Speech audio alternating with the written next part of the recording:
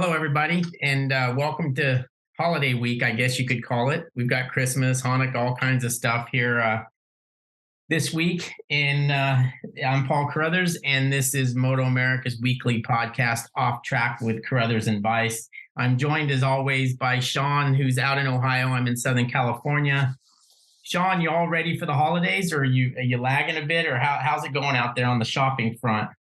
Yeah, I'm okay. I mean, it seems like pretty much everything I did this year is Amazon. So it's kind of nice. You just get it shipped where you need it to be shipped and worry about it later. But I kind of all did it in about the course of about an hour. So it wasn't too bad. But my wife was complaining yesterday. She was wrapping a lot of gifts and I sent mine all down to where we're going to be at Christmas. And, I said, hey, you're the one that had them shipped here. What am I going to do? So anyway, how are you doing with your shopping? I'm pretty good. I got kind of started early because I was getting together with my kids earlier. So it was like most of it had to do with them. So it was cool getting it done soon, getting that over with. And then I just had a couple more, and I'm going to go down to my parents' house on Christmas morning early, and then go from there. So, and then I got to fly to Phoenix and this and that. So it's going to be a little bit busy, but at least the traveling's close. I don't have to travel far.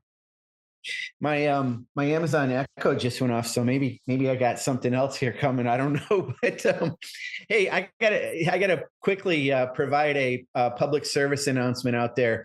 Paul, I'm sure you've experienced this too, and I have this happen with my mom and dad, who are, they're in their 80s now. But this idea of when you ask somebody what they want for Christmas and they say, "Oh, I don't know," or "Don't get me something," mm-hmm. That doesn't really help. That doesn't help at all. No, it's so frustrating. Right. My parents do the same thing. I'm just like, look, I'm going to get you something. So can you throw me a couple of hints? Oh, no, don't spend your money. We don't need anything. Blah, blah. It's like, whatever. But it's not helpful. It actually makes it worse. But yeah, because I mean, we have this need that we have to give something, and it's sort of like, just let the people give you something, I know. Come up with something. So, yeah, public safety announcement out there. Always provide somebody with an answer when they want to know what to get you for a gift. Don't say, don't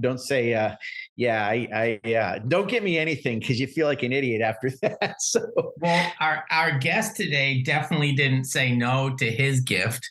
Yeah. And quite the gift it is. Our guest today is Josh Herrin, who's the 2022 MotoAmerica Supersport champion.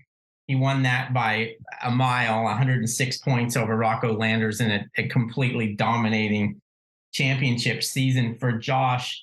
And then lo and behold, there was times when, we thought he was going to come back and defend that championship for the same Ducati team as last year. And all that got kind of flipped on its head here lately. And now Josh is going to be riding a Warhorse HSBK Racing Ducati Panigale V2 in the MotoAmerica Medallia Superbike Championship. So Josh, a big change from where we left you at the end of the year, when you seemed fairly certain that you would be coming back to defend your championship. And now you're back with the big boys riding the Ducati Superbike. Are you stoked? Are you pumped? Are you nervous? Tell us what you're feeling over there. Yeah, I mean, I'm super excited about it. It was something that we talked about previously in the year, that in my contract in 2022 it stated that if I won the championship in Supersport, that I'd get a Superbike ride for the same team in 2023. Lewis and Bobby approached me at the Ridge earlier this year and asked if I'd be okay with staying in Supersport for another year. And I kind of, at first I was a little bit bummed, but then I thought about it and I'm like, man, it'd be kind of cool to defend the championship, because I won the Superbike title in 2013, won the Superstock 1000 title in 2016, and then now won the Supersport Championship in 22, and I've never got to run a number one plate. So I thought it would be cool. And then it also gave me a little bit more familiar with the team, a little bit more familiar with Ducati before making the move to Superbike. So that's what I kind of started planning for. And then, I got a call on on Thanksgiving. Actually, I was in Hawaii with my family, and Bobby told me, "Hey, I got good news. You're on the Superbike." I'm like, "Whoa, wait a second, what's going on here?" Thought we were doing Supersport. I'm still celebrating. I'm not really preparing for anything for next year because I'm in good enough shape to do Supersport again. But Superbike is something that I'd want to make sure I'm ready for. And but yeah, I am excited about it. We had to keep it under the wraps for a little while. I think they were waiting on Petrucci figuring out what he wanted to do, because as far as when I talked to those guys, they really wanted, or I at least was under the assumption that they wanted to try and get somebody with experience. So 2 years on the bike would be good for Petrucci. So their hopes were that Petrucci was going to come back. But I think whenever he decided that he was going to go World Superbike route, we had talked earlier in the year about it, and having somebody that I won a title for Ducati. I know the tires. I've won a Superbike championship before. I've won Superbike races, and it just seemed like the best bet. And kind of all the pressure was on me at that point, and yeah, I'm just ready to try and take advantage of the situation and be as prepared as possible, and try and make these guys happy, because this year was a really great year for me, and I'd like to repay them the favor and get the results that they're looking for.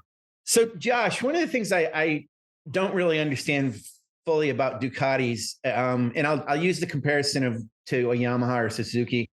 Yamaha, their R6 and R1 have a kind of a similar look to them. There's, I guess you call it a design language, and Suzuki has it with their bikes too. But you really don't necessarily mistake an R6 for an R1. Certainly the GSXR 600 and 750 are very hard to tell apart, but they're different enough from the 1000. In stature, they're different size bikes. So the Panigale V2 that you rode last year in Supersport versus the Panigale V4R that you're going to be riding this year. I get the fact that one's a V-twin, the other's a V4. The displacement's pretty close on them. I understand the performance is completely different, but the two bikes, if you compared them side by side, or for you to ride them ergonomically, do they feel any? Does the V2 feel lighter? Is the seating position about the same? Can you adjust it to be about the same for you? Are the bikes similar in any way ergonomically from your point of view, aside from the performance of the engine? I think that, it's just like any other brand. I mean, the bikes are totally different. It's not going to be anything that I can really translate over. The closest thing would be the feeling of the single-sided swing arm, which a lot of people say that they don't notice, but I notice a little bit, and it's not a performance disadvantage. It's just a little bit different feeling. But the bike the V2 is much smaller, in my opinion, compared to the V4. The kind of seating position feels a little bit different to me. So it's not anything. It's going to be a totally new, thing for me to learn for sure. Okay. Yeah. I guess I just have to get used to, the way Ducatis look and are and stuff, but seeing you on that bike last year and stuff. And I mean, it's tough because Josh, years ago, heck, you've been racing long enough that you remember the 916 V twin was a super bike. And I'm not going to get into that next generation, all that stuff. But the fact that now you were on a 955, but it was a tough challenge for you last year with the championship. And it was a big deal for Ducati, obviously, to win that championship and for you as well. But, what did it feel like to get that done for Ducati? I mean, I think that was their first championship in the US since 1994. So that's a huge thing for them. They must've been pretty thrilled about wrapping that up as well as you were.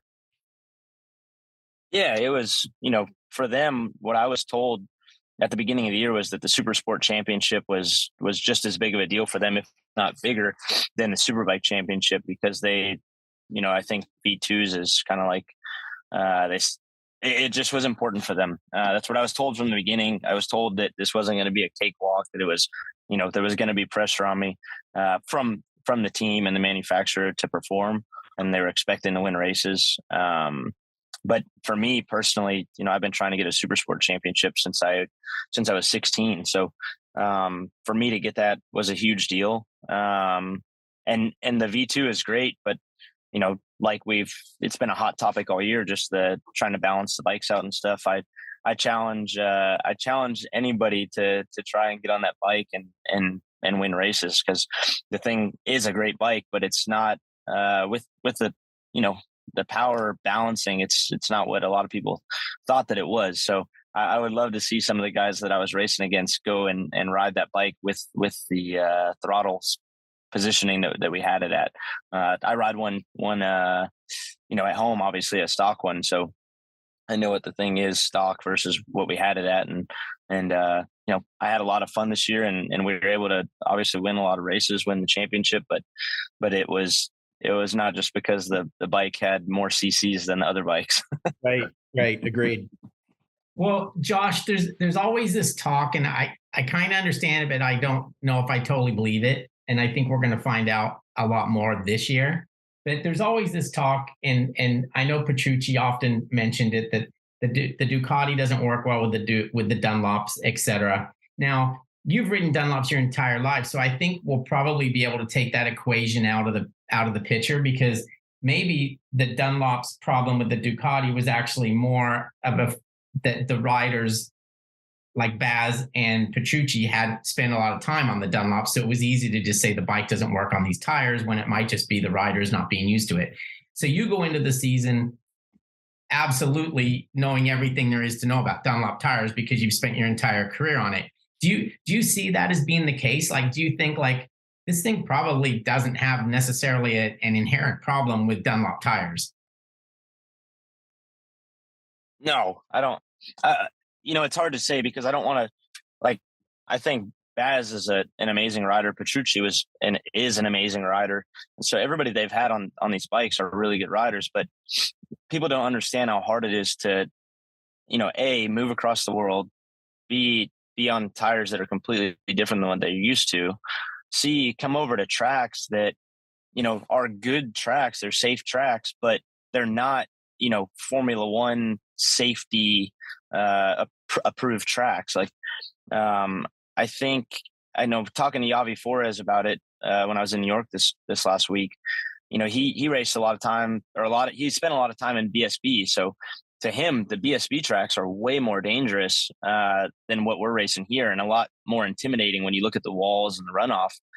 So if you add all those things in, I think the biggest thing is probably just the tracks. Like, for them getting used to tracks that don't have 5 miles of runoff, and maybe have a little bit of character, I would say, to them, right? Like having bumps. I think that adds so much.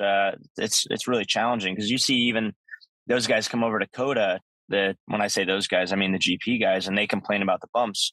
Like, yeah, the track's bumpy, but that's one of the better tracks for us that we go to. So I think it's just a lot for them to learn and adjust to. So I think, obviously I need to learn this bike, but I think I'll have a big advantage being that I've been on Dunlops and also winning a championship on Dunlops on the V2. So I think that the tires, they work just fine. I think, even I've been running Dunlop Q5s on the stock V2 and on the V4 whenever I ride it, and they work great on it. There's this kind of opinion that a lot of people have that Dunlops don't work on Ducatis, and that's not the case. I mean, I understand that they develop their bikes around a different tire, or they run, different branded tires on their production bikes, but these bikes work really good on the Dunlops. So it's, I don't think that's the case. I think that those riders are thinking of a lot of different things as they're maybe struggling to keep up with Gagne or Bobier in the past. And there's a lot of different things that they could say was working against them. But like I said, the biggest thing is just everything that they're having to learn in 1 year and then not coming back for a second year. That would be hard on anybody. Right. Now, you've seen this movie before, but this one's a little different because you've taken Superbike rides in the past, Yosh, Attack, but you've always had a teammate, and I don't want to say a teammate that they could rely on more than you, but it didn't always seem like you were the number one guy. is there a ton of pressure? Do you feel pressure now? Like you are Ducati's guy in the Superbike class. There's no one to fall back on. This is you and you alone. Does that make a difference to you going into this season? Yeah, it could, because, you know, a lot of times for me, I don't really, in the past, I've not looked at the big picture. I've always looked at, oh, I got to be faster than my teammate. You know, you always listen to people say, oh, the first thing you got to do is beat your teammate. And I think a lot of times I think about that too much. And so it could have hurt me in the past. Yeah. And I've always been a big believer on, you know, who's the A rider, who's the B rider. Like no matter what teams say, that's a thing. It's not like it's not a thing. So, and I'm not blaming any of my past results on anything. But I think that having, you know, in the past when I've been when I've raced as the guy and I didn't have a teammate, those were my best years. 2016, I won the championship. The Yosh year, the attack year in 2018 was the best year, you know, in my career in Superbike. Even though I won the title in 2018 was a much better year for me performance wise. And then this year with Warhorse, it's been great. You know, that's one less thing that I need to worry about. I can just focus on myself. I show up to the track. I have my lounge. I have my bike. I'm the only one riding it. Like, I feel like I'm the guy. So I think it does help no matter what anybody says. It's nice having a teammate sometimes because you can look at data, but I think a lot of times it does a lot more damage than good. Even look at GP in the past. How many riders do you hear of that are fighting within a team? That's always your number one competitor. So the guy that you need to be beating first and foremost is the guy that sometimes is just chilling in the lounge, happy as can be because he just set pole by a second and you have no idea what he's doing or how he did it. So sometimes I think it's a big advantage to be the only rider.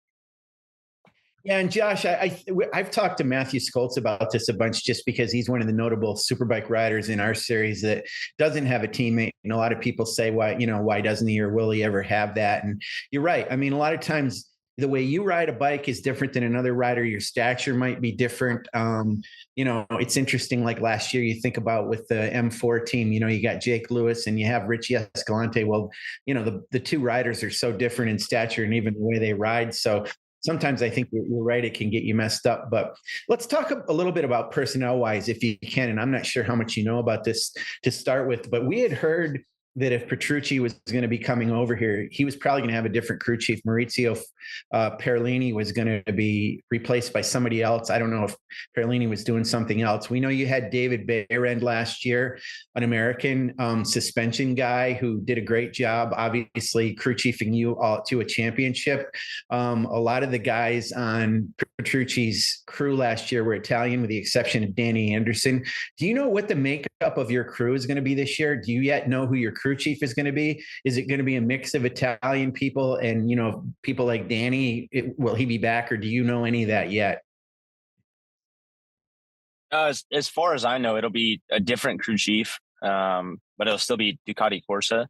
I believe, I got along great with Maurizio, but I had heard some stuff that, Petrucci might not have been happy or, somebody wasn't happy in the team with what was going on. So we have a different Ducati Corsa crew chief. I'm not sure exactly who it'll be, but I think it might be Simone, who was on the team. And then I think Danny's coming back as mechanic. I think Marco's coming back from Ducati as well, from Italy. And I think they're also adding some other people. So I know that we're 100%, backed by Ducati Corsa with factory 23 V4Rs. So they're definitely going to, as far as I understand, going to spare no expense. I know that when I first got the call from Bobby, I know Lewis called me right after and said, "Hey, this isn't official yet. I want to make sure before any of this happens that you have the best of the best support and that we're going to get a good crew and that everything's there for you to win." And then they called, a few days later and said, "All right, we're good. We have what we wanted." And so the ride's yours. So I know that for sure we're going to have really good crew from Ducati Corsa and we don't need to worry about any of it.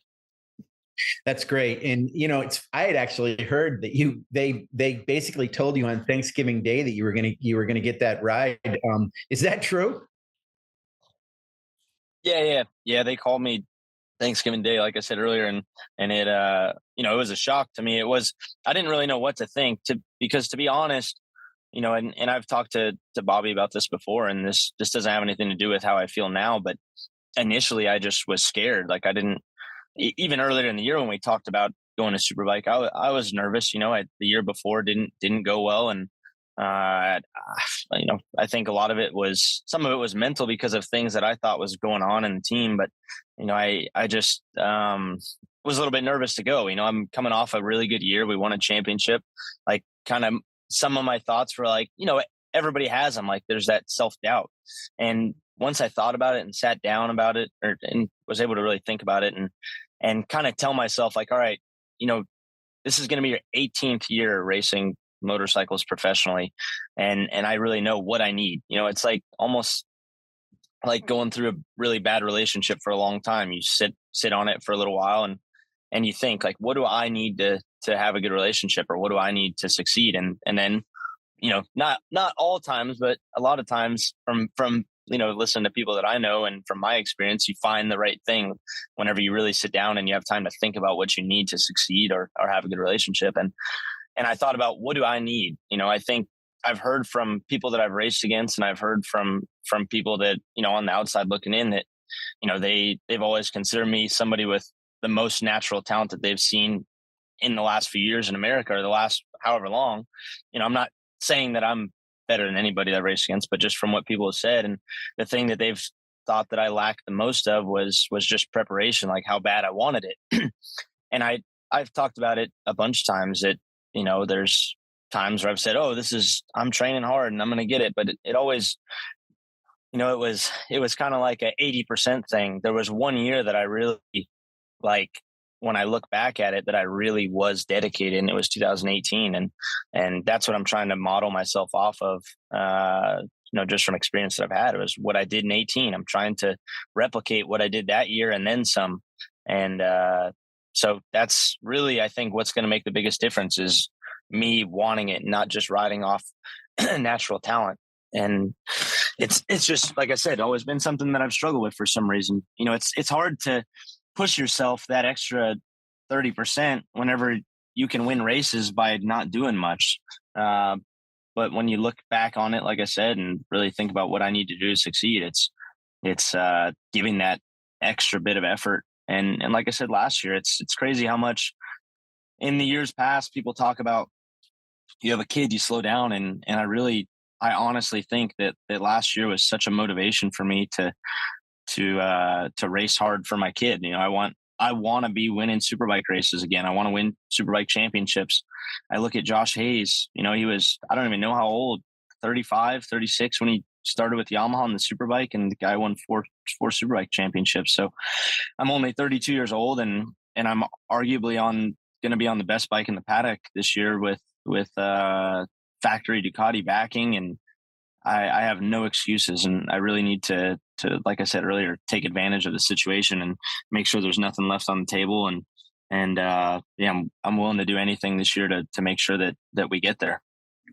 One of the things that was unusual last year, Josh, with Petrucci, is that during the off season, they did some testing. They did it at Portimao on with the bike on Dunlops, which was a little odd because we don't race at that track. And I know we don't race at places like Thunderhill or Buttonwillow or whatever, but I would assume you guys are going to be testing during this off season, and you're probably going to be testing here in the U.S., not going over to Italy. Do you guys have a plan to do any testing, not to give away any dates or anything, but you'll be able to be on the bike a few times before the start of the season? Is that right? Oh yeah, for sure. Yeah, we've already done actually 3 tests on the bike since the season ended, and I think we plan on doing at least 5 more before the season starts, and hopefully we get some tracks that we're going to race at. But it's not the end of the world if that's not the case, because you look at Attack, they test at Buttonwillow. That's the only track that they test at. So it's I don't think that that's really what makes you be successful or not. You just need to find a track that has good all around kind of good all around track to test at that's similar to a lot of the places that we go to. So I think that the team's fully prepared like I am to do whatever we need to do to be competitive this year and to be fighting at the front with Gagne and those guys, on his good day. Yeah. So Josh, I've been dying to talk to you about, I picked up on those two, Jason, I think his name is pronounced Camissa or something like that, but Hagerty, the thing you did with Hagerty. And I want to ask you about that. Those two videos were fantastic. I think my favorite thing about it, other than the fact that you just absolutely were crazy, you should be a drag racer. I mean, your ability down a quarter mile is pretty impressive, but I also love the kind of attitude you brought to that video. The fact that you didn't even say anything was so cool. I mean, I thought it's like you didn't have to do anything, you just showed up. Can you tell us how that came about? Did they get in touch with you? And how did it work out that there were 2 episodes, and will there be more of those? Tell us about that whole experience. Yeah, it was, so Alex France at Ducati called me and asked if I was willing to go out to Willow Springs and ride. And I said, yeah, for sure. I didn't really know anything about, and I'm not saying this out of any disrespect. I didn't know about Hagerty's YouTube channel. I'd seen them. I'd seen their logo on Cam Peterson's stuff before and just thought it was a motorcycle insurance company.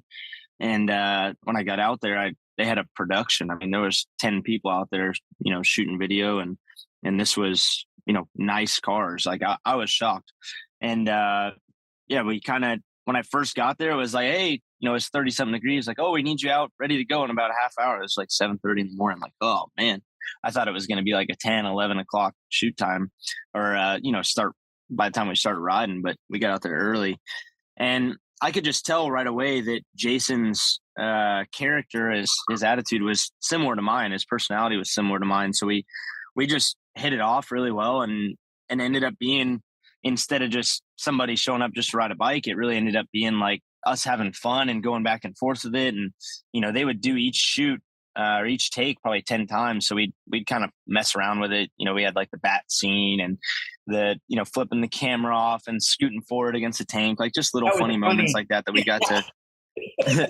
And after the first one, it was, I think they liked it and they're like, man, this is going to be a cool video. Like we didn't just get a bike drag race. We got like somebody that was messing around, sliding, wheeling, like they liked it. So they're like, hey, we're thinking about bringing the bike back for another one now since we worked with you. And Alex hit me back up the week after and I was there again. And now it's actually turned into them talking about possibly putting somebody as the, having kind of a bike channel on that YouTube channel. So there's a possibility of that happening next year, I think. And I'm just along for the ride really. And it ended up being that we were all happy working together. So we decided to do it again, but it was nuts, man, racing against, GT3s and R8s and $250,000 electric cars, fastest car or sedan in the world, Bugattis. Like it was pretty nuts.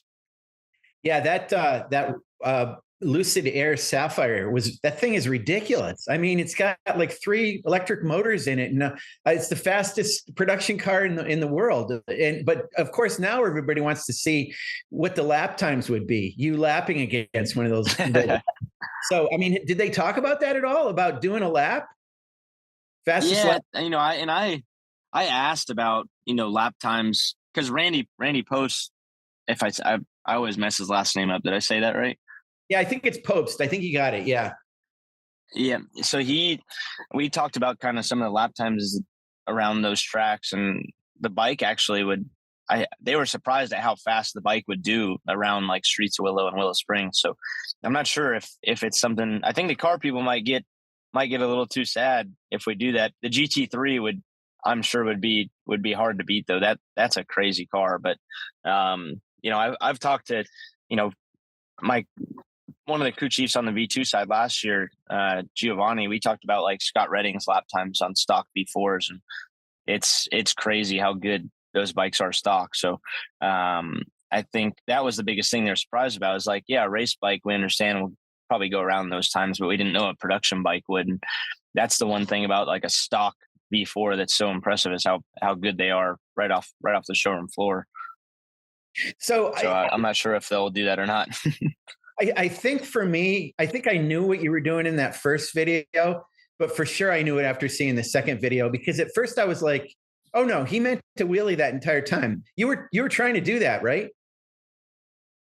Yeah, because they, the first one, I don't think it really matters, but so the first one, the bike was so much faster than what the car was, and so what they do is a lot of times they do they do the testing of the cars, but the official times come from like when they do the official test for the cars, where this is just a video production. So the surface might have been better whenever they got their times, but now that we're doing the race, they're at a different track or whatever, different asphalt.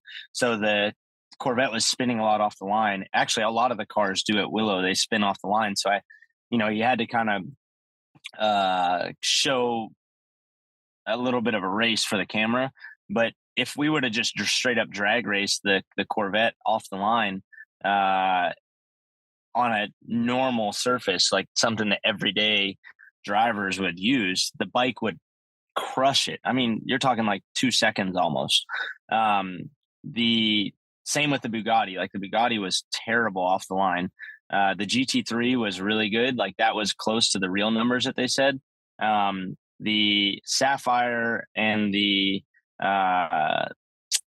Tesla, that was close. Like the race that I did against the Sapphire and the Tesla, that was like real footage. I was trying my hardest to try and keep up with the Sapphire, and we ended up being like 1.5 or 2 tenths off of it. But for a $250,000 1,000 horsepower electric car, I'd say that the bike held its own, and yeah, people were impressed by it. But the first one, yes, I was wheeling kind of just for show of the camera, but also to kind of like, mess with the car guys a little bit on the videos. But the Sapphire video, I was trying my hardest to keep the front wheel down. And it was a lot of fun though. I was super stoked that I got to do that. It opened some doors. I actually was the one driving the GT3 in the first video, and I had so much fun. I got to launch that thing all day also. So it was a ton of fun.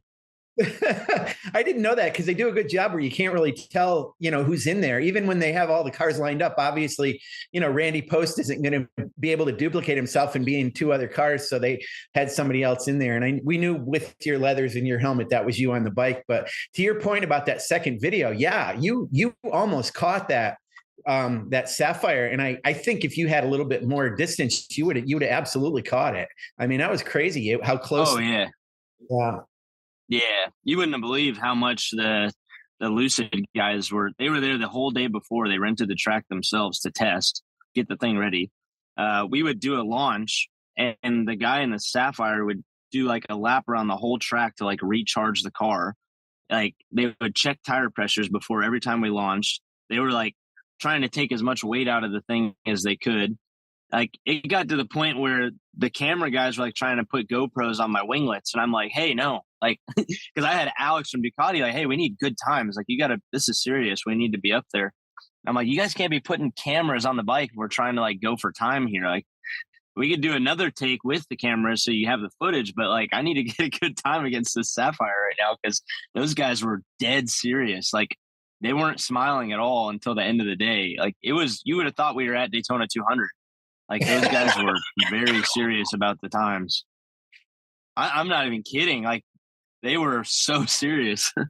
Well, I love the host, Jason, when he said something about Ducati told you not to save the clutch, just go for it completely. So that's pretty funny. Yeah, I mean, it's crazy. Like at the end of the day, when the clutch was going out, because we were doing launch after launch after launch, and we weren't giving it time to cool down. It was nuts how consistent. And I'm not saying this, to give kudos to Ducati. I'm just saying that I was shocked that a clutch would take that much abuse. That, I mean, I was dragging the shit out of it. And at the end of we swapped the clutch one time, but the second clutch, I basically did some times on the first one. And then the second one, I wanted to get like a good enough time that we were okay on the first clutch, and then put a brand new one in, and I was going to abuse the shit out of it. And at the end of the day, when I was like, the clutch was slipping, like the times were still basically the same. Like we were within a tenth every launch, and it actually was like smoother because it helped keep the front wheel down a little bit more, which was crazy. But it was nuts how we were frying the clutch like big time. Well, one of the things that you've you've done, and you've really embraced Ducati since you've switched over to that brand, Josh. I mean, you've fully been involved. Obviously, we see you, riding on the street with their bikes, and you had the V2. You're going to be on the Superbike now. You rode this bike at this event, this challenge with Hagerty. During this past year, have you got a sense of what they call Ducatisti? I mean, these Ducati people that just are all about that brand. And, how does it feel to be part of that family, so to speak?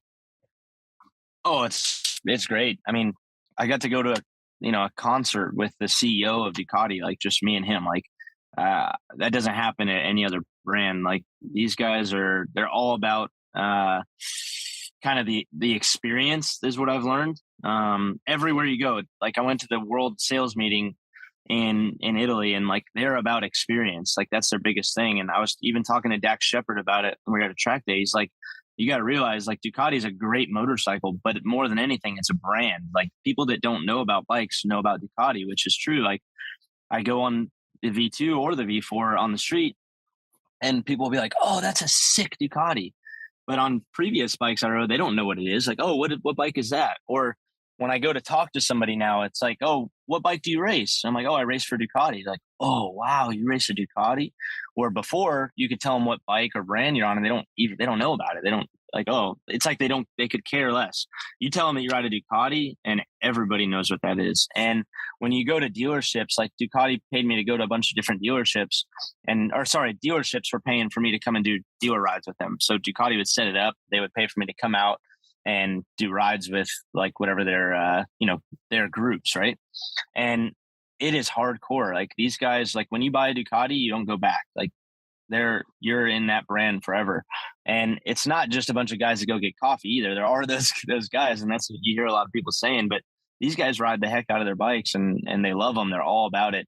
And I felt the love this year. It was a little bit, I think, I was expecting sometimes to be a little bit different, but when you have Danilo Petrucci, who is a factory MotoGP Ducati rider who has won GP races, the attention is going to go to him a little bit more, obviously. So I think this year will be different since I'm, flying the flag on the Superbike, and we won the championship now. So I got a little bit of credibility with the Ducatistas. So I think we'll feel a little bit more love this year. But I did love being a part of the brand. And like I said, getting to even just go to what CEO of what motorcycle manufacturer invites riders to come to concerts with them and just hang out with them on a personal level. It's just been an amazing experience. And even Phil Reed, I mean, when his dad passed away, I found I'm big into baseball cards. So there was a Phil Reed PSA 10 graded card of his dad, and just getting to see him in person and give him the card and kind of share this connection with racing. Paul can, speak on this, like with his dad being as huge of a racer as he was. Like it's the guy that's high up at Ducati that I can talk about stuff like this with. That's not normal for other manufacturers. And I'm not taking anything away from those manufacturers. I'm just saying it's a totally different feeling with this brand, and everybody at the company is all about it. And it's just a lot of fun, and I'm super happy to be wearing red again this year. All right, let's fast forward a little bit and look into the future. I mean, I think this year, the Superbike class, or next year, I'm sorry, but the Superbike class is going to be ultra competitive. I mean, we have Jake Gagne, Cameron Peterson, Matthew Skoltz, Cameron Beaubier,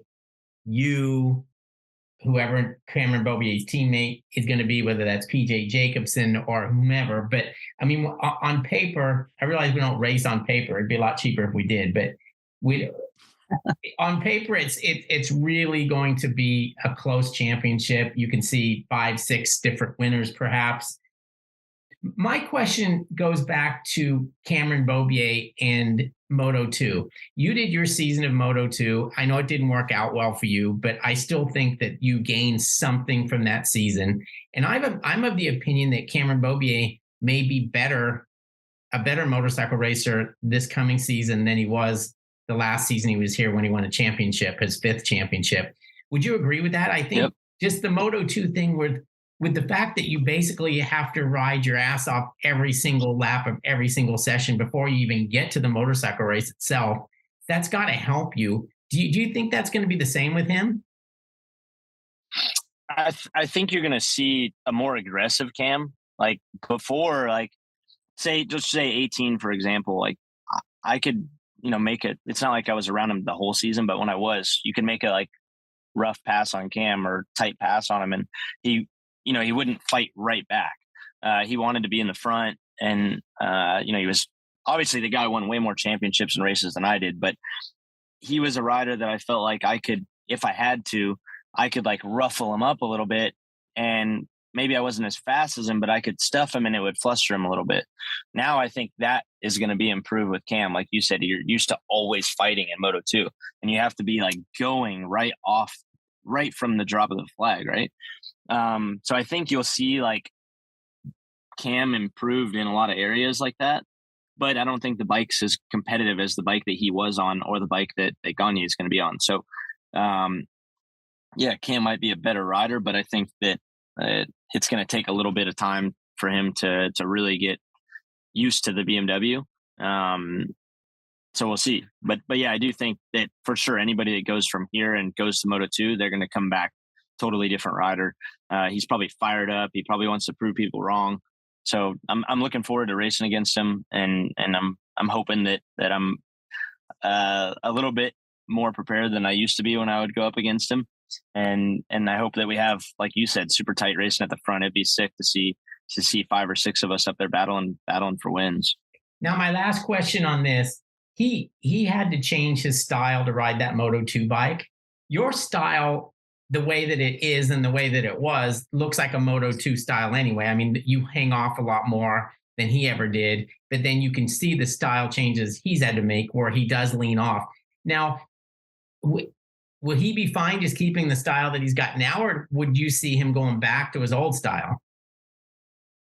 No, I think that he's going to probably keep the same style that he had. The only thing is that he was on a 600 versus 1,000 now. So, lines are going to be a little bit different, which, he's won enough races on a Superbike that he knows how to ride a Superbike correctly.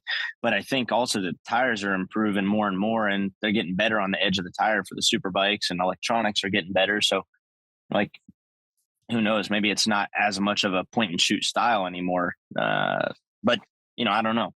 It's one thing's for sure is he's going to be at the front no matter what brand he's on. It's just being there at the end or how comfortable he is with that bike. Josh, I just thought of something when Paul was talking about your Moto2 style of riding. I've never forgotten this, and I bet you didn't have it either, but I think about this a lot.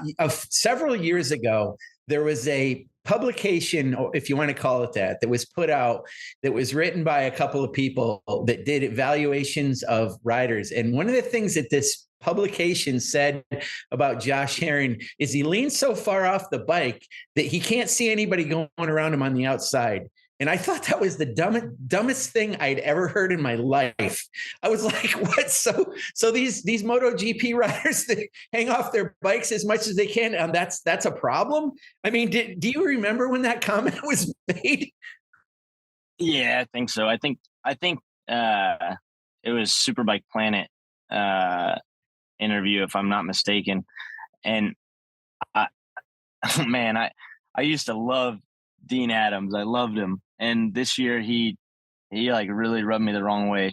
I remember though, when that article came out, it bummed me out for sure, but whatever. I mean, it's different people's opinions, but that seems pretty strange. Like MotoGP, you have guys dragging their shoulders now and putting their head on the ground almost. And they're talking about me leaning over or leaning off the bike too much. I didn't agree with it then. I don't agree with it now, but it's, but it was, I mean, it is cool that somebody came out with a way to kind of like rate riders and talk about their weaknesses and their strengths and stuff. I mean, that part of it was cool, but it's, I don't think that was a good opinion, but I think it's neat when people do that, because it's kind of like watching Sports Center or something. They're talking, bad about some athletes, right? So you got to have that stuff. But yeah, I think that was not a good point.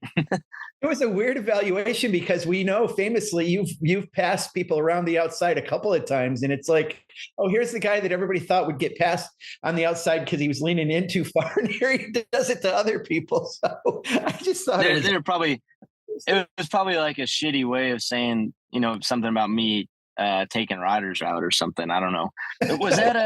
Was that in a pre-race thing for like a brochure for the race, or was that Superbike Planet?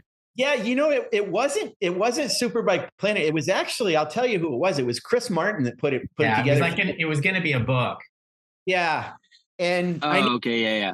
Yeah, he had gotten input from some people in the paddock, but I remember, I read a bunch of them. There was some that were memorable, but that one, I think I remember talking to you about it right after that. And I just I instantly thought it was just an odd sort of a thing to say. But this thing about you mixing it up, I wanted to bring that up too, because, one of the things in the past, we've seen you with certain riders. You mentioned about Cameron. Well, we know Matthew Skoltz and you sometimes have tussles out there, so it'll be interesting to see how that goes this year with you on a Ducati, and see, depending on where you guys are on the track at the same time. But famously, he obviously got involved a couple of times with Petrucci on some things here and there. So, are you anticipating that you're probably going to be on the track in the vicinity of Mr. Skoltz a couple times here and there?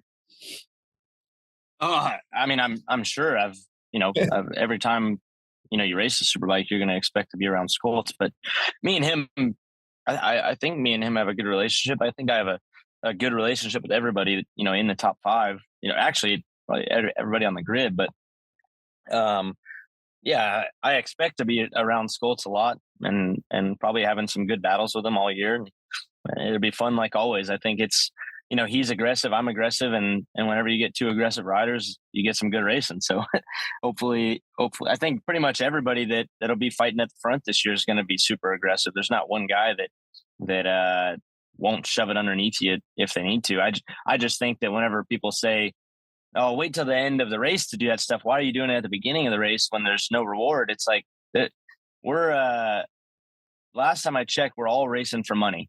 And when you watch a professional boxing match or MMA fight, what do you do whenever there's fights where everybody's just kind of standing around and not throwing any punches? You turn the channel and you wait till the end of the fight and you go back, or you watch the highlights. Like my job is to win races and make racing entertaining and try and ruffle the feathers of my competitor, because if I'm not stuffing people right from the get-go, then they're not intimidating me. And if I'm not intimidating people, then they're going to do it to me.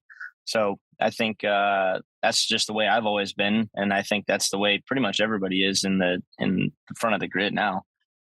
Yeah. And the reason I bring up Matthew is because I don't know if you saw it, but it was funny yesterday on Westby Racing's Facebook page. Vanessa does put up the photo of you and Skoltzy, and I thought it was cool. It reminded me of like, oh yeah, here they are again, and that was a great photo because you guys are buddies there. So it's all good. The relationship is good.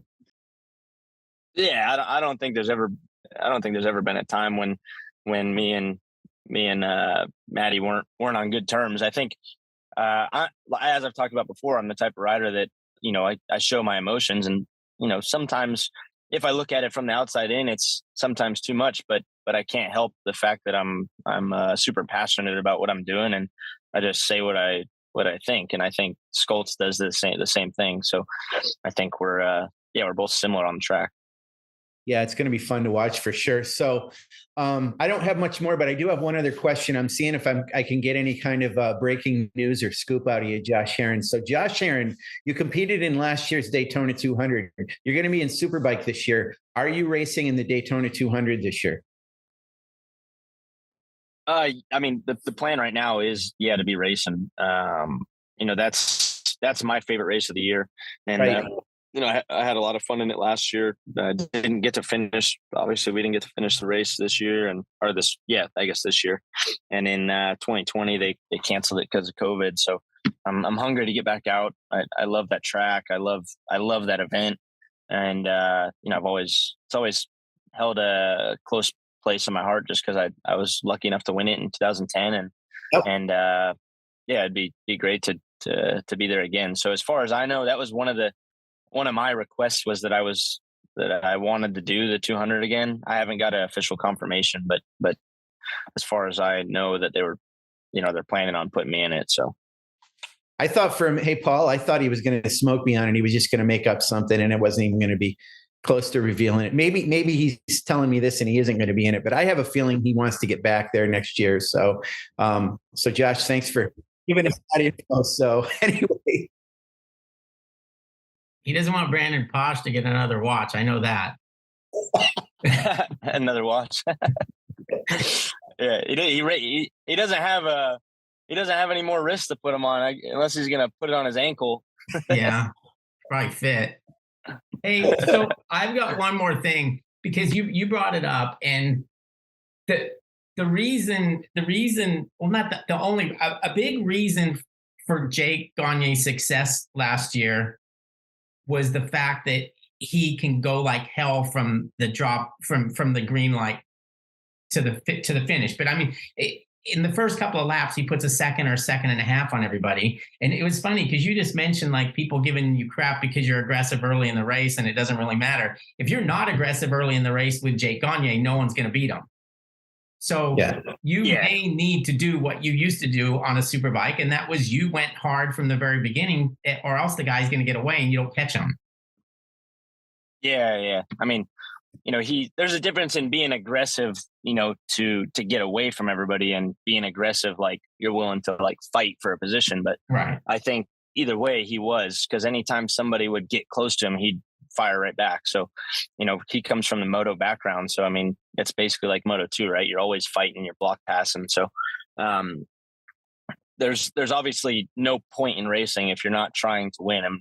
It's not like I'm being cocky by saying that my goal is to go out and beat Gagne, but yeah, he's been good at that, but we need to be better at it. And we just need to, I think it goes back to one of the original questions you asked, is it's just having the confidence in the tires and the tracks to do it. So I think, that'll be one advantage that I have over what Baz and what Petrucci had, was that I have experience on the tires and with the track. So as long as we can get enough testing in, I think we'll be ready to be fighting up there with them. I mean, yeah, I hope that we can. I mean, that's he's definitely been on fire the last 2 years. So it's going to be hard to do it, but I know that I have the bike to do it. I know I got the team to do it. It's just, comes down to me putting in the work and having the right mindset whenever we go into it. And I hope that Richard doesn't have any cheating tricks up his sleeve like he has in the past.